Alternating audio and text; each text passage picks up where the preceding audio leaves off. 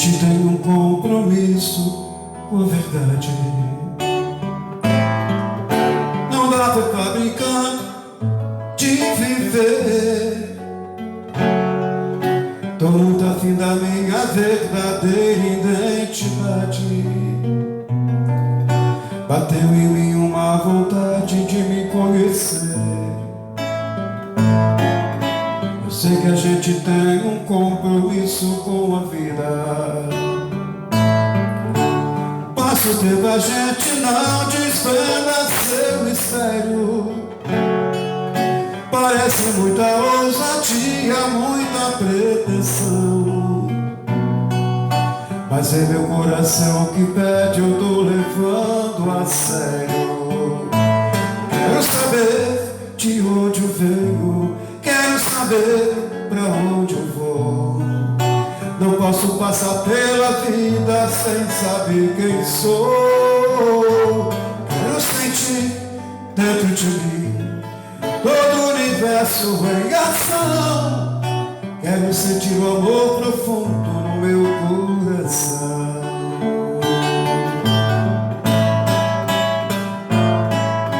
A gente tem um compromisso com a vida. Passa o tempo e a gente não desvenda seu mistério. Parece muita ousadia, muita pretensão, mas é meu coração que pede, eu tô levando a sério. Quero saber de onde eu venho, quero saber pra onde eu vou. Não posso passar pela vida sem saber quem sou. Quero sentir dentro de mim todo o universo em ação. Quero sentir o amor profundo no meu coração. Quero saber de onde eu venho, quero saber pra onde eu vou. Não posso passar pela vida sem saber quem sou. Quero sentir dentro de mim todo o universo em ação. Quero sentir o amor profundo no meu coração.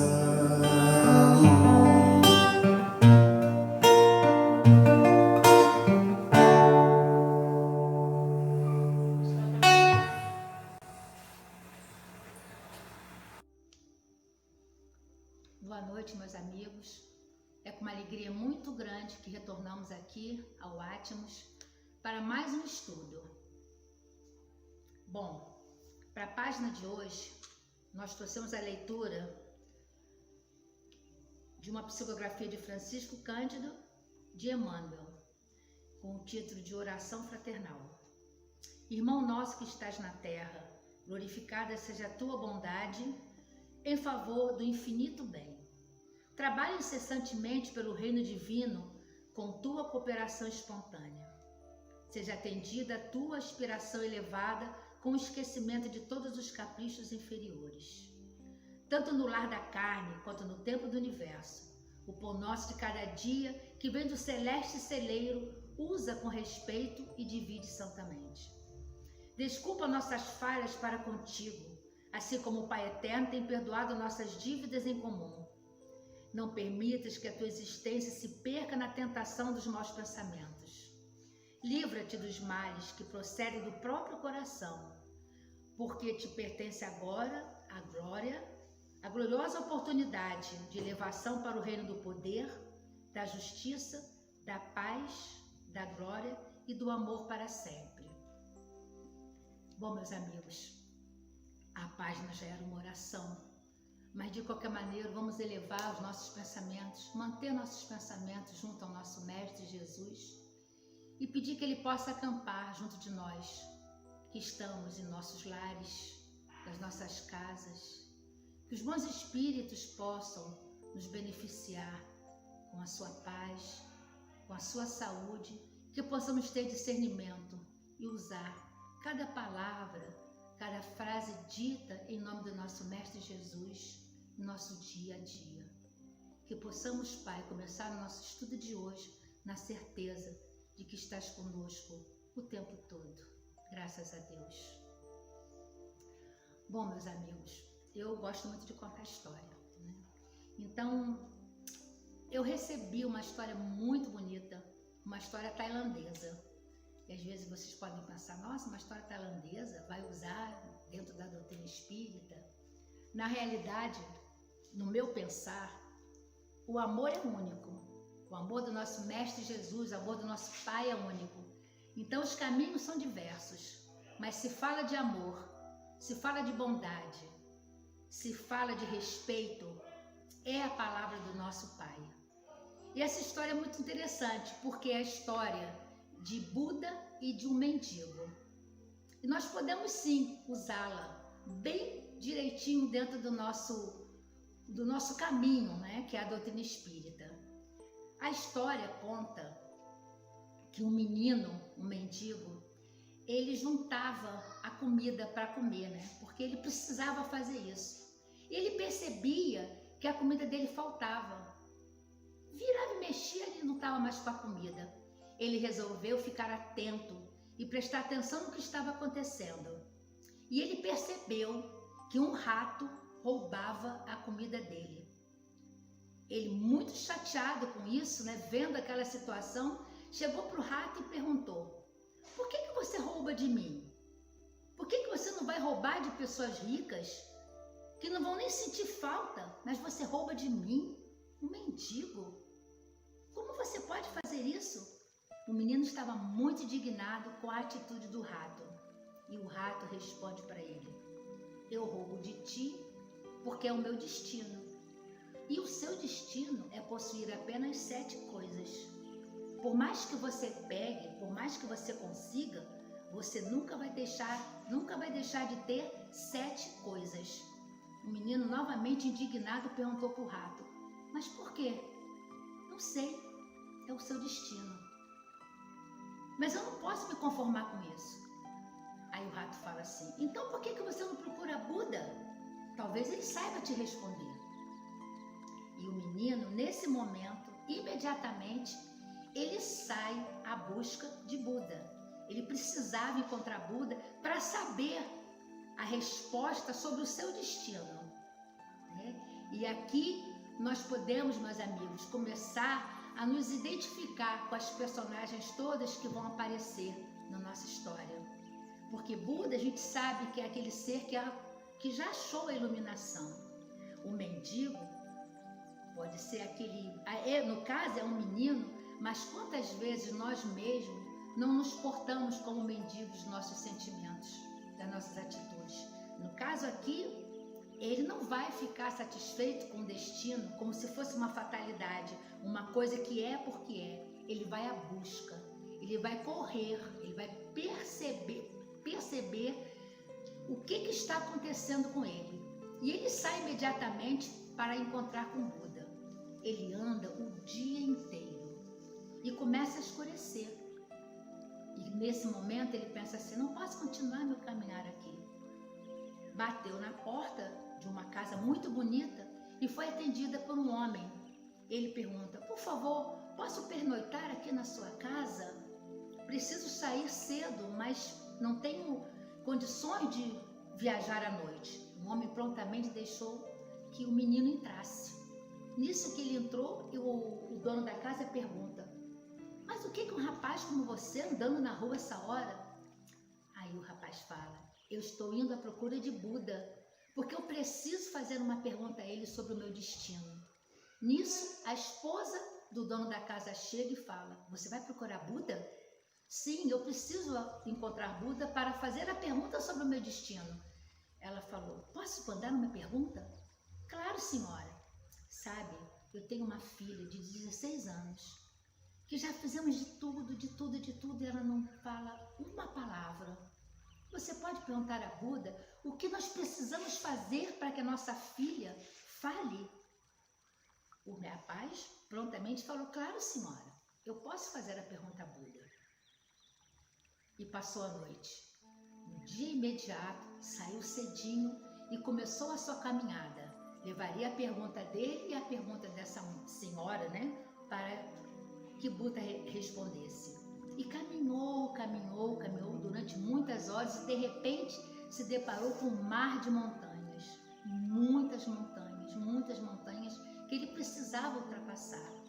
E ele pensou, como é que eu vou ultrapassar todas essas montanhas? Quando ele olha assim para o lado, ele vê um feiticeiro, um grande cajado.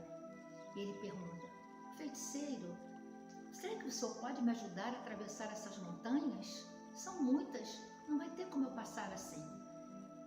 Na mesma hora o feiticeiro falou, claro, é só você subir no meu cajado e nós vamos atravessar essas montanhas. Prontamente o menino subiu no cajado e junto com o feiticeiro voaram sobre as montanhas, todas aquelas montanhas. No caminho, claro, o feiticeiro pergunta, mas por que você precisa atravessar essas montanhas? O que o leva a fazer isso? E o menino fala, eu estou indo procurar Buda. Eu preciso perguntar a ele sobre o meu destino.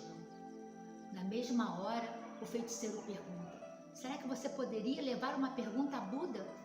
E o menino fala, claro que eu posso levar. Qual é a sua pergunta? Olha, meu amigo, há 1000 anos que eu tento a elevação espiritual, tento alcançar o paraíso.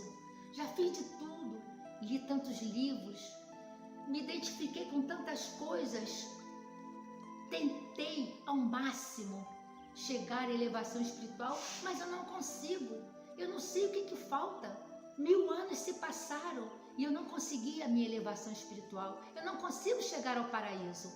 Você pode perguntar a Buda o que eu preciso fazer para chegar ao paraíso? O menino falou, claro, posso sim fazer a sua pergunta. E se despediu do feiticeiro e continuou a sua caminhada. Ele estava decidido que queria encontrar Buda, e agora com mais 2 perguntas. Quando estava bem próximo da sua nova etapa, ele dá de cara com um mar muito grande, e ele fala, meu Deus, como eu vou atravessar agora esse mar? Não vai ter como eu fazer isso. E nisso ele vê uma tartaruga gigante vindo. E ele pergunta, dona tartaruga, será que a senhora pode me atravessar? Eu preciso chegar ao outro lado e eu não sei nadar. Eu preciso que a senhora me ajude. A tartaruga prontamente falou, tá bom, eu te levo para o outro lado. No caminho, a tartaruga também se interessa pelo que o menino queria fazer do outro lado. E faz a pergunta, mas por que você veio de tão longe para atravessar esse rio? Ah, eu preciso muito encontrar Buda. Eu preciso perguntar a ele sobre o meu destino. Aí a tartaruga já se interessou e falou assim, ai meu amigo, será que você poderia também fazer uma pergunta minha para Buda? Claro, diga qual é a sua pergunta. Há 500 anos que eu tento me transformar num dragão e não consigo. Eu já fiz de tudo que você possa imaginar. Há 500 anos que eu venho tentando me transformar num dragão e não consigo me transformar. Você pode perguntar a Buda o que eu preciso fazer para me transformar num dragão? O menino, de bom coração, falou, claro, posso levar a sua pergunta a Buda também. Se despediu da tartaruga e continuou o seu caminhar. Pouco tempo depois, ele se depara com uma casa muito bonita, o Palácio de Buda. Faz uma reverência, muito feliz por ter chegado ao seu destino, onde finalmente ele iria saber por que ele tinha um destino tão ruim. Por que ele deveria viver naquela miséria? Por que ele não poderia melhorar a sua vida, melhorar o seu padrão de vida, viver como qualquer pessoa, sem ser na miséria? Porque certamente a miséria não pertence ao homem. Não é essa a visão que nós temos para as nossas vidas. E ele chegou de frente para Buda e falou para ele, Buda, eu estou muito feliz de estar aqui e eu tenho que te fazer umas perguntas. E o Buda na mesma hora falou assim, claro meu querido, mas eu só posso responder a 3 perguntas. Nesse momento o menino ficou muito chateado, porque ele já tinha 4 perguntas. E ele queria saber do destino dele. Ele precisava saber por que tudo aquilo estava acontecendo com ele. Mas ao mesmo tempo que ele pensava nele, ele se lembrou da menina. Aquela menina de 16 anos, que não falava. Os pais, tristes, sem saber o que acontecia com a menina. Depois lembrou do feiticeiro. 1000 anos procurando a sua elevação espiritual, buscando o seu entendimento, querendo ser um ser espiritual, 1000 anos buscando, sem conseguir. E logo a seguir ele lembrou da tartaruga. Pensou como deve ser triste, 500 anos tentando se transformar num dragão, querendo alçar voos, e ela ali presa, sem poder fazer nada. Um menino que, embora fosse um mendigo, que embora tivesse muito interesse em saber o porquê daquela qualidade de vida, ele tinha dentro do seu coração muita bondade, muito amor. Muitas vezes podemos não ter coisas materiais, mas podemos ter de sobra sentimentos dentro de nós. E quando o menino lembrou de todas aquelas outras pessoas que estavam envolvidas nesse seu trajeto, ele pensou: eu já sou pobre mesmo, eu já estou acostumada com esse meu caminho, eu vou voltar, vou continuar fazendo as mesmas coisas, vou continuar vivendo da maneira como eu sempre vivi. E pronto. Mas os outros, não. Essas outras pessoas, elas não podem ficar nas mesmas condições que estão. Eu preciso levar a resposta para elas. E isso, meus amigos, nos faz pensar, né? Quantas vezes estamos tão preocupados com os nossos problemas que não conseguimos olhar para o problema do outro, ou achar que realmente o problema do outro é um problema mais sério. E ele decide fazer a Buda as 3 perguntas que não eram, com certeza, a pergunta dele. Preferiu esquecer o que estava realmente predestinado para ele, para poder perguntar a Buda as perguntas dos seus novos amigos, aqueles que o ajudaram na caminhada. Então, Buda responde: para a tartaruga, ela precisa apenas sair do seu casco. Muitas vezes precisamos sair do nosso conforto, daquela nossa zona de conforto, né? Alçar caminhos novos. Às vezes um medo nos prende, não nos deixa sair. Então a tartaruga precisa largar a casca dela, sair daquela casa. E o mago, o feiticeiro? O feiticeiro, ele não consegue fazer nada sem aquele cajado. Ele mantém aquele cajado na mão o tempo todo e aquilo o prende aos bens terrenos, o prende à terra. Ele não solta daquele cajado. Quando ele soltar o cajado, ele certamente vai alçar a sua elevação que tanto procura. E a menina? O que eu vou dizer para os pais da menina que não fala? Meu querido, essa menina, quando ela encontrar o verdadeiro amor, a alma gêmea dela, que ele usa essa expressão, ela vai voltar a falar. O menino, de posse das 3 respostas, começa a caminhar de volta. Mas ele não se sentia uma pessoa insatisfeita. Ele não estava triste. É como se ele tivesse, mesmo sem ter tido a resposta para o que ele queria, ele se sentia bem. Muitas das vezes, as nossas respostas estão na indagação do outro. Às vezes procuramos respostas e elas estão tão perto da gente, tão aos nossos olhos, mas como nós estamos com aquele pensamento voltado para um único caminho e não vemos. porque estamos preocupados conosco, como se a nossa dor fosse aquela dor que avassala o resto do mundo. E o menino voltou. Ao encontrar a tartaruga, ele fala: Dona Tartaruga, é tão simples para a senhora virar um dragão. A senhora precisa sair da sua casca. A senhora precisa deixar o seu casco. É a única forma. A tartaruga não pensou 2 vezes, porque ela também podia, né, ficar na dúvida se era esse o caminho que ela ia seguir. Mas ela deixa a casca. E assim que ela deixa a casca, ela sai voando feito um dragão.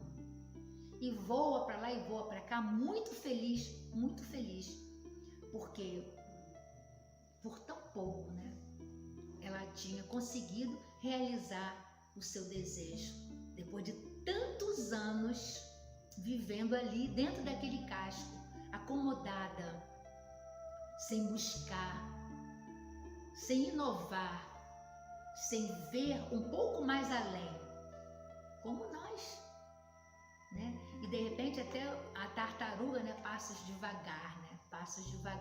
Quantas vezes nós também caminhamos dessa forma.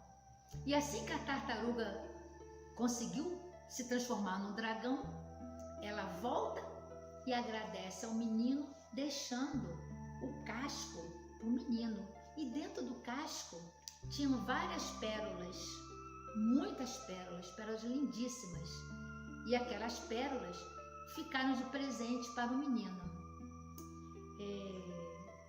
Fazer um parêntese aqui, porque a pérola é uma coisa assim bem interessante, né, como ela se forma, porque na realidade a pérola é um cisco que entra dentro da ostra e isso fere a ostra, provoca uma úlcera na ostra e se transforma na pérola. Significa que a dor faz parte desse processo, né? Muitas vezes dissemos, não, mas não tem que ser assim. Mas é. A dor nos ajuda nesse caminho, né? E através dela, do entendimento dela, formamos pérolas para a nossa própria experiência. Então o menino, muito satisfeito, pegou as pérolas e continuou o seu caminho. E a tartaruga já tinha se transformado num dragão. Estava feliz. Ele caminhou um pouco mais e encontrou o mago. E pergunta o mago, né, querendo saber, o feiticeiro: e aí, o que Buda disse sobre a minha ascensão, a minha elevação? Eu vou chegar ao paraíso? O menino fala: claro, Buda me respondeu a sua pergunta. Ele disse que você precisa largar esse cajado. Quando você largar o cajado, você vai ascender ao paraíso. O mago também, depois de 1000 anos buscando a sua elevação espiritual, acreditou imediatamente naquela fala do menino, largou o seu cajado e ascendeu aos céus, como ele tanto queria. Mais uma vez, uma representação de como às vezes estamos presos a determinadas situações, a determinadas coisas que não nos deixam evoluir. Porque não queremos abrir mão, nós queremos tudo. Não podemos deixar nada para trás. E muitas vezes no nosso caminho, ele é feito de escolhas o tempo todo. Por que temos o livre-arbítrio? Para que possamos escolher entre fazer uma coisa ou outra. O mago largou o cajado e ascendeu aos céus. Claro, ele pegou o cajado e deu para o menino, como um presente, pelo bem que ele tinha feito. Nesse momento, o menino tem o cajado e as pérolas. O menino acabou tendo o poder do cajado e as pérolas que poderiam ajudá-lo a sair daquele destino, daquela fatalidade que parecia que ele teria que manter. na vida dele para sempre. Então ele pegou as pérolas, pegou o cajado e se dirigiu à casa daquele homem que o havia abrigado na noite anterior a todo esse trajeto que ele fez. Quando ele chegou lá, o moço abriu a porta e falou assim: aí, meu amigo, conseguiu falar com Buda? Conseguiu as respostas? Ele fala assim: a sua filha, ela vai falar quando ela encontrar a sua alma gêmea. E nesse momento, a menina desce as escadas da casa e diz: você não era o menino que estava aqui na semana passada? A mãe da menina se encheu de alegria, o pai também, e perceberam que aquele menino seria, entre aspas, né, a alma gêmea. E eles acabaram se casando. Ficaram lá, como diz, felizes para sempre. Aí eu pergunto aqui, fica aqui a nossa reflexão, né? Porque quantas vezes nós estamos na posição, procurando a elevação, a iluminação, muitas vezes na posição do rato, onde tiramos dos outros ou negligenciamos aqueles que estão no caminho conosco. E o menino, no caso, não como um mendigo, porque ele, mesmo na posição de mendigo, ele tinha uma alma nobre. E tantas vezes julgamos aqueles que têm menos que a gente como se fossem inferiores, e nem sempre é dessa forma. Muitos espíritos procuram determinadas encarnações para que eles possam evoluir. Eu, pelo menos, diria a vocês, eu não teria coragem de escolher uma vida de tantas poucas coisas. Eu não conseguiria viver aquela vida. Eu não tenho essa humildade ou essa elevação espiritual para entender que muitas das vezes aquele que parece ter menos que a gente é justamente naquela situação que vai despertar dentro de nós um sentimento que se chama compaixão. Para que a gente tenha esse sentimento, a gente precisa de um meio para que ele chegue até nós. E muitas vezes desprezamos, achamos que não quero chegar perto, com uma música que a gente tem na doutrina espírita, né, o pessoal chama de pé descalço, mas é dor e sofrimento, né? Dor e sofrimento, né? Que ele fala: preciso ter olhos de ver e mãos de ajudar. Mas tem aquela parte que fala que prefiro não ver e prefiro evitar. Por quê? Porque muitas das vezes aquelas situações de penúria nos incomodam a ponto de não querermos nos envolver. E no caso, quantas vezes somos mendigos de sentimentos, né? Ficamos passeando pelo mundo, esperando oportunidades. E muitas vezes, também na condição da representação da tartaruga, onde ficamos andando aqueles passos miudinhos, bem miudinhos, e no conforto de nosso lar, no conforto das nossas coisas, no nosso mundo particular, não nos abrimos para novas possibilidades, para novos caminhos. Às vezes é muito difícil sair da nossa zona de conforto, ir por uma casa espírita num dia que está chovendo muito, ou no dia que está fazendo muito calor, ou porque está terminando a novela, ou porque tem um futebol, alguma coisa. Quantas vezes que desperdiçamos oportunidades porque estamos acomodados. Ai não, hoje eu não sei se eu quero ir. Hoje eu não estou com vontade. E nós sabemos que a espiritualidade precisa dos nossos fluidos para trabalhar no ambiente, na casa espírita. Então, sair da nossa zona de conforto, dar um passo à frente, para que possamos realmente fazer como a tartaruga fez, voar. E as pérolas que temos dentro de nós, aquelas pérolas que foram feitas à base de sofrimento, de dor, elas também são degraus para que a gente possa ascender.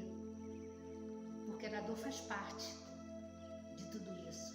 Até porque, meus queridos, às vezes é até muito difícil não sentir uma dor, nem que seja uma dor emocional, ao ver tantas iniquidades acontecendo, tantas tristezas, tantas crianças morrendo de fome. A gente vê tanta coisa que nos dá tristeza, que nos traz dor. Não podemos ser indiferentes a isso. E quando falamos do feiticeiro, daquele que tinha o cajado, que ficava preso ao chão, muitas vezes nós nos mantemos assim, arraigados a coisas que achamos que são nossas verdades e que muitas vezes não são. Ficamos presos ao que temos e esquecemos que somos espíritos vivendo uma experiência na carne. Não somos simplesmente esse corpo aqui, ou melhor, nós nem somos isso.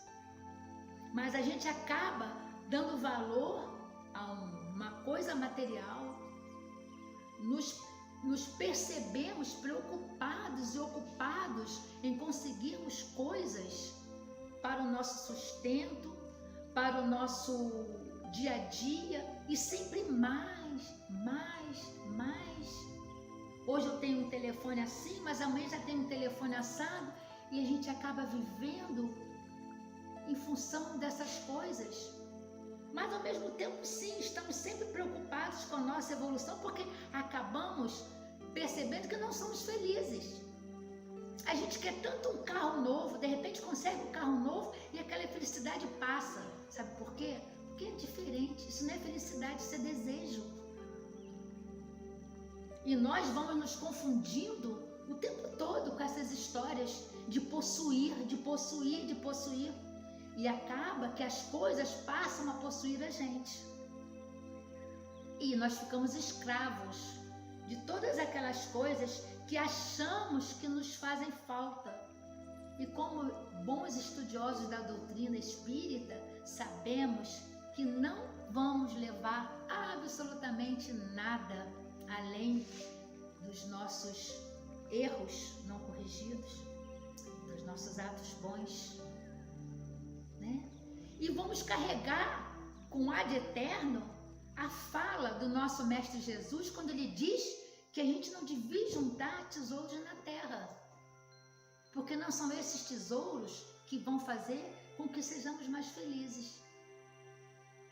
Mas ainda é muito difícil, porque temos que trabalhar, como a gente sempre fala, as nossas imperfeições para descobrir o que temos dentro de nós que faz com que a gente insista em determinadas posições. Então devemos largar o nosso cajado, devemos largar a nossa bengala, porque é isso que a gente faz, a gente pega todas essas coisas nas nossas vidas, as coisas materiais, as coisas do mundo, e nos apegamos a elas. E elas vão se modificando, porque os nossos desejos são desejos superficiais. Nós mudamos muito rápido com o que queremos. Porque a nossa busca, essa felicidade interior, ela vai muito além do que temos. Mas ela fica centrada no que somos. Então, ter é uma coisa e ser é outra. Nós precisamos ser e ser muito, ser humano, ser verdadeiro, ser amigo, ser indulgente, ser bom. Coisas que vão fazer com que a gente consiga realmente dar qualidade na nossa estadia aqui. Então, temos que fazer essa modificação, temos que fazer esse trajeto, essa busca. E quando o menino encontra a alma gêmea, né? Embora a gente saiba que é mais fácil a gente falar na doutrina espírita de alma algema do que alma gêmea, porque na realidade são todas almas afins, todas as almas que jornadeiam conosco são almas afins. E que bom que podemos vir com essas almas afins, mesmo que seja para resgate, muitas vezes dolorosos, mas que lá na frente, depois que quebrarmos esses elos ruins que nos uniram numa vida pretérita, serão elos abertos, porque a algema, ela aprisiona, ela fecha, mas você pode deixar aquelas coisinhas abertas, porque essa que é a verdadeira condição que a gente procura, estar junto um do outro pela essa aproximação, por esse caminho. Então a alma gêmea do menino, né, no caso ali, porque termina sendo dessa forma, né, é mais no sentido figurado de que nós, quando estamos caminhando, né, e que a gente modifica o nosso ver, a nossa maneira, o nosso proceder, nós vamos capturando essas coisas boas, né, e podemos tornar a nossa vida extremamente melhor. E eu fiz aqui uma colinha, porque eu não sou boba nem nada, para mim não me perder, e eu fiz aqui umas considerações para que eu mesma não me perca. Já falamos do Buda, que é aquele que procura a iluminação, e nós acabamos sempre, né, atrás dessa iluminação, o mendigo, o rato, a menina, a tartaruga. Na questão 843, Kardec pergunta se o homem tem sempre livre-arbítrio, e os espíritos respondem: uma vez que tenha liberdade de pensar, tenha de agir. Sem o livre-arbítrio, o homem seria como uma máquina. Então, nós podemos fazer escolhas. Assim como o menino, por ser uma alma, aqui representando uma alma pura, uma alma que vê a necessidade do outro antes de ver a sua própria, usou o seu livre-arbítrio. E quantas vezes nós, sabendo disso, usamos nosso livre-arbítrio de uma maneira equivocada? Quantas vezes, por conta do mau uso do nosso livre-arbítrio, eu prejudico uma outra pessoa? Agora, por exemplo, eu nem queria falar disso, porque eu não aguento mais falar de pandemia, mas na própria pandemia, desse pedido de você usar máscara, quando eu deixo de usar a máscara, não aqui, né? Porque aqui eu tô bem sozinha, né? Tirando a Maristela e o Edson, que estão aqui me assessorando, mas estão bem distantes, estamos nós três aqui dentro do Atlas. Mas, enfim, o fato de eu usar a máscara era para proteger o próximo. E se eu não uso, eu posso, de uma forma ou de outra, contaminar uma pessoa. Então, o meu livre-arbítrio interfere no outro. E a gente responde por isso, né? Precisamos buscar sempre, mas essa busca tem que passar pela nossa doação, tem que passar pela nossa transformação.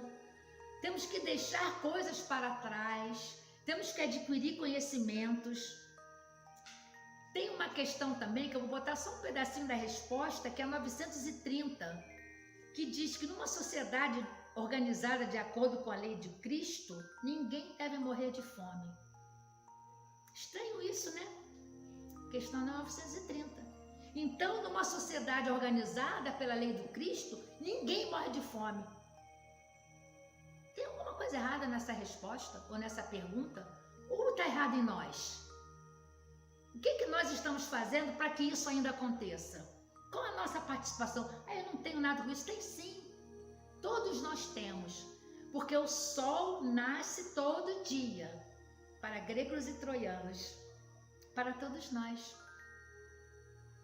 Nós nos beneficiamos o tempo todo de todas as dádivas que Deus nos dá.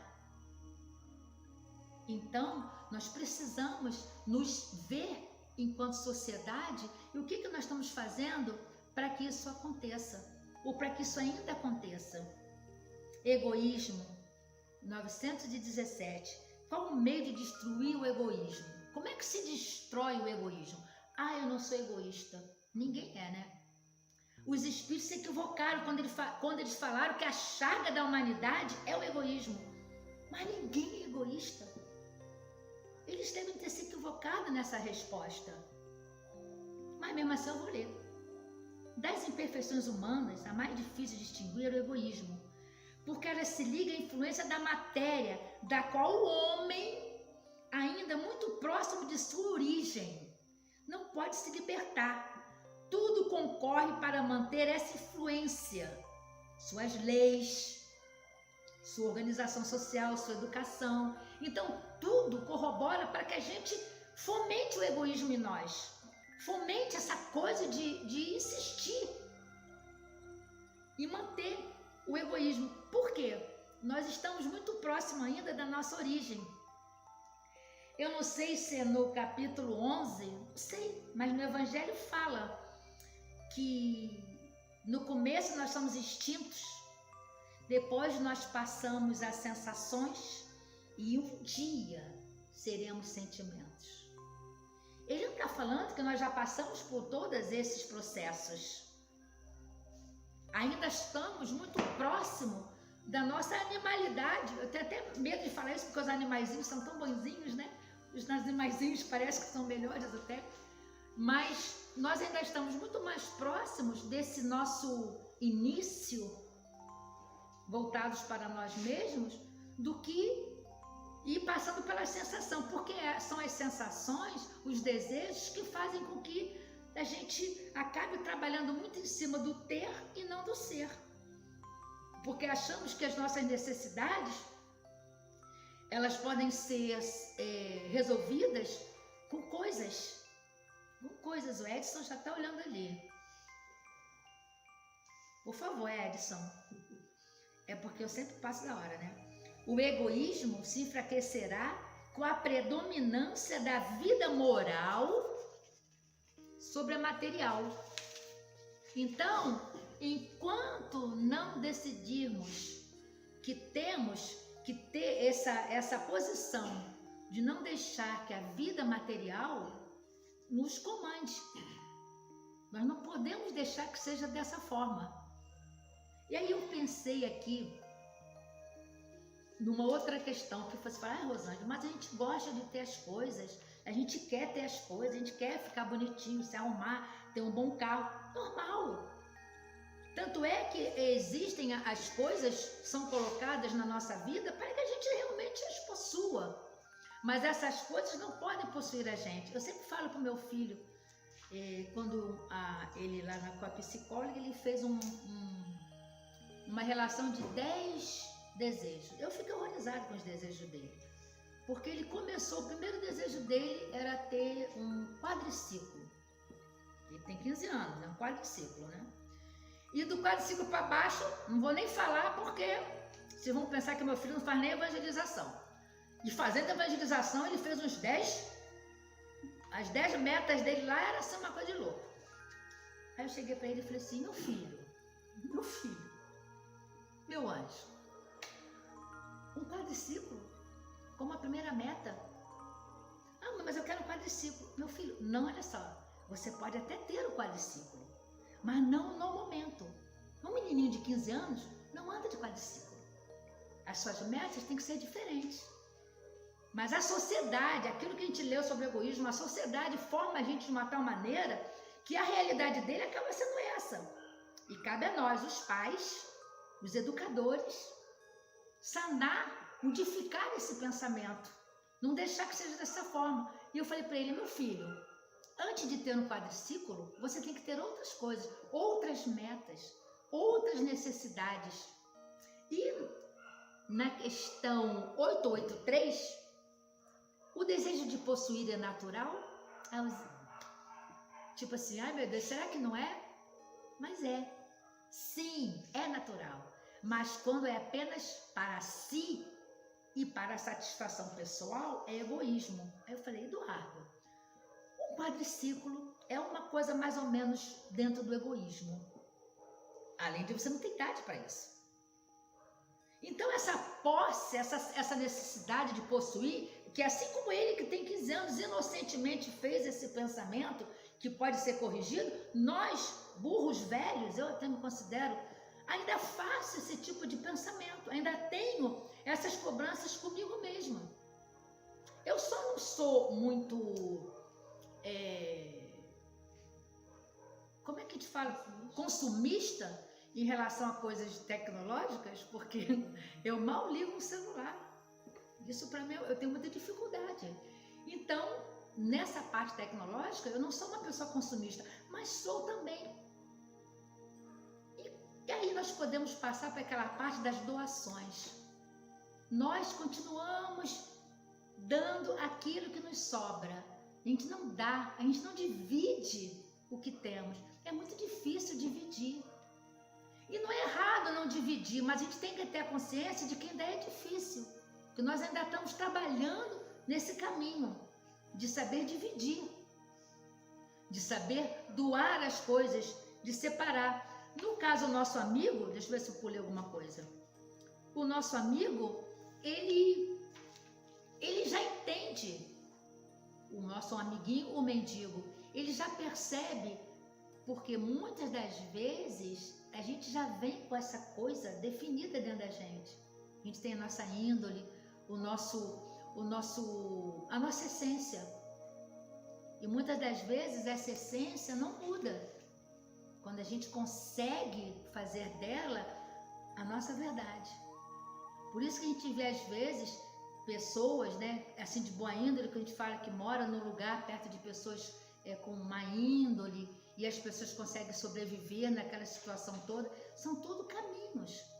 Caminhos que a gente busca para que a gente possa melhorar. Quanto tempo que eu ainda tenho para ver se eu posso continuar? Ou se ele vai fazer um sinal ali? 15 minutos? Ah, ainda posso brincar muito com vocês. Dessa história do mendigo que sai nesse caminho buscando a resposta para o seu destino, nós mesmos que defendemos e estudamos e trabalhamos e vivemos e vivenciamos dentro da doutrina espírita, a gente sabe que essa fatalidade, esse destino demarcado não existe, que nós podemos mudar, nós podemos sempre mudar através do nosso livre-arbítrio, através das nossas escolhas. Dessa forma, quando a gente consegue ter um olhar um pouquinho mais para frente de todas essas coisas que vão nos acontecendo, chegando até nós, as experiências, as possibilidades, e a gente vai aproveitando tudo isso para que a gente faça da nossa vida o caminho melhor possível, porque nós não precisamos passar por aqui com tantas aflições, com tantas dores, com tantos momentos ruins, desde que saibamos ter esse olhar compassivo para com o outro, porque no momento, cada momento que nós, quando nós começamos a olhar para o outro e perceber que a dor do outro pode e é maior que a nossa, nós começamos a sair de nós mesmos. Tem uma fala que, eu não sei se é bem assim, mas que um repórter perguntou pro Chico, como é que ele, com tantos problemas, né? Porque o Chico era cheio de problemas, né? Tinha problema no olho, problema nas costas, sei lá, cheio de problemas físicos, né? E perguntaram para ele por que ele, com tanto sofrimento, com tanta coisa acontecendo com ele, por que ele era sempre tão solícito? Enquanto que nós, né, às vezes estamos com uma dorzinha nas costas, não vai na casa espírita, está com uma dor de cabeça, não vai na casa espírita. Mas enfim, e Chico responde mais ou menos assim, que o corpo é dele, pode doer, o semblante é do próximo, deve sorrir. E a gente pega todas essas falas, essas frases, Madre Teresa também tem frases lindíssimas, belíssimas, de Val, e tantos outros anônimos que com atitudes demonstram isso. E é isso que a gente precisa buscar dentro de nós, essas atitudes, essas falas, essa mudança de comportamento, como o menino fez. tenho a minha pergunta para fazer. Eu tenho uma pergunta dentro de mim.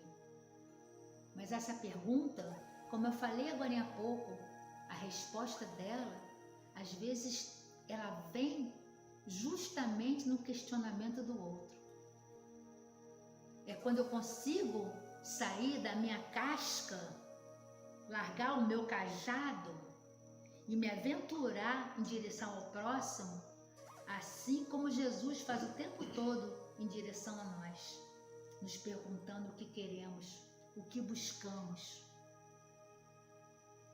Então, meus amigos, na realidade, a gente pode terminar o estudo de hoje com essa reflexão, exatamente dessa forma, o que nós estamos buscando?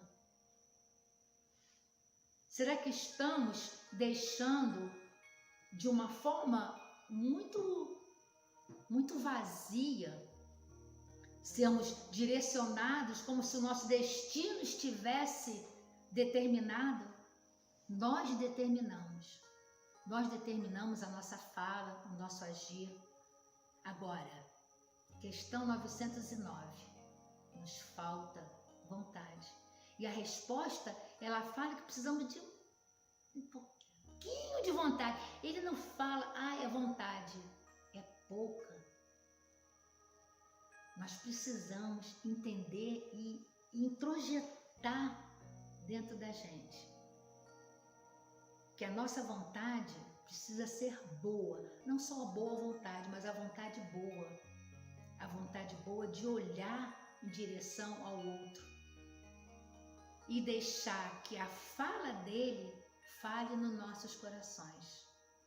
Aí certamente aquela felicidade que a gente tanto busca fica mais próximo, porque eu não acredito que tenha uma pessoa no mundo que tenha feito uma boa ação que não tenha sentido enorme prazer. E eu vou sempre repetir, como é bom sentir essa sensação gostosa quando somos bons.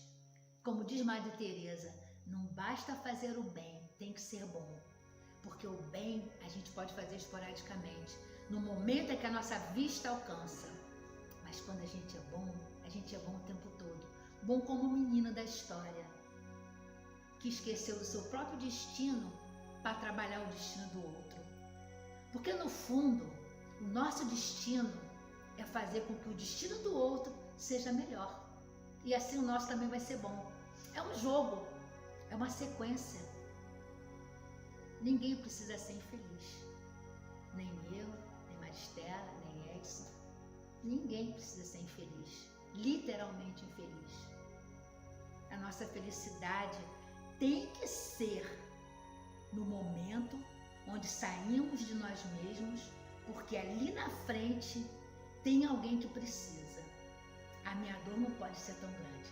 A minha dor, a sua, a de ninguém, foi maior que a dor do Cristo. E Ele nos perdoou. E é isso, meus amigos. Que possamos voltar para nós. Não, ninguém vai voltar para casa, me desculpem. Nós estamos em casa. Nós estamos em casa. Que Deus abençoe a todos nós. Eu tenho que fazer a prece, né? Eu vou aproveitar esse momento, onde eu espero que vocês tenham gostado da história. Agradecer, mas agradecer muito por poder estar aqui no Atmos. Tenho tanta saudade dessa casa, de ver as pessoas aqui. A gente sente falta das carinhas, do sorriso, mas eu me sinto muito amparada aqui dentro. Eu me sinto muito feliz, muito segura. Posso até dizer, humildemente, com uma iluminação, não minha, mas da casa, que ampara a mim e ampara a todos nós, onde quer que estejamos. Porque sempre que sintonizarmos com mentes boas, com mentes iluminadas, certamente estaremos muito, muito próximo ao nosso Pai. E Ele há de sempre nos abençoar, mesmo quando não pedimos, mesmo quando nem sequer o procuramos. Ele já está lá na frente. E quando chegamos sofridos, magoados, entristecidos, Ele está com as mãos estendidas, dizendo: estou aqui, sempre estarei aqui. Porque o meu desejo é te fazer feliz. E o nosso desejo, enquanto estamos encarnados, é fazer também a vontade do Pai. E a vontade do Pai é servir. Que possamos todos sermos sempre os servidores, as almas benditas que procuram sempre o caminho de Deus. Obrigada, meus queridos, e uma boa noite para todos.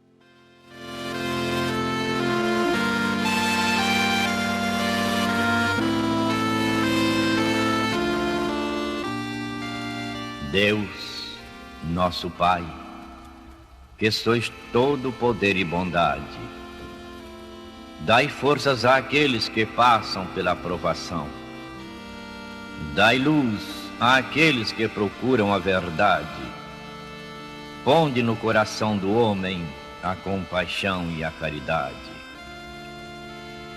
Deus, dai ao viajor a estrela guia, ao aflito a consolação, ao doente o repouso. Pai, dai ao culpado arrependimento, ao espírito a verdade, à criança o guia, ao órfão o pai.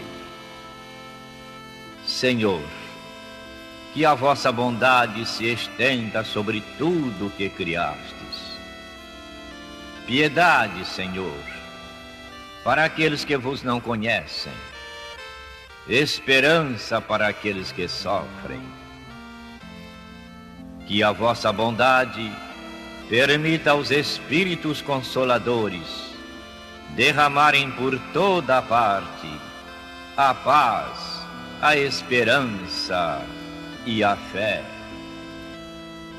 Deus, um raio, uma centelha do vosso amor pode iluminar a terra. Deixai-nos beber nas fontes dessa bondade fecunda e infinita, e todas as lágrimas secarão, todas as dores se acalmarão. Um só coração, um só pensamento subirá até vós, como um grito de reconhecimento e de amor. Como Moisés sobre a montanha, nós vos esperaremos com os braços abertos. Ó bondade, ó beleza, ó perfeição. E queremos de alguma sorte merecer a vossa misericórdia. Deus, dai-nos força, ajudai o nosso progresso, a fim de subirmos até vós. Dai-nos a caridade pura, a humildade, dai-nos a fé e a razão. Dai-nos a simplicidade, Senhor, que fará das nossas almas o espelho onde se há de refletir a vossa divina imagem. Que assim seja.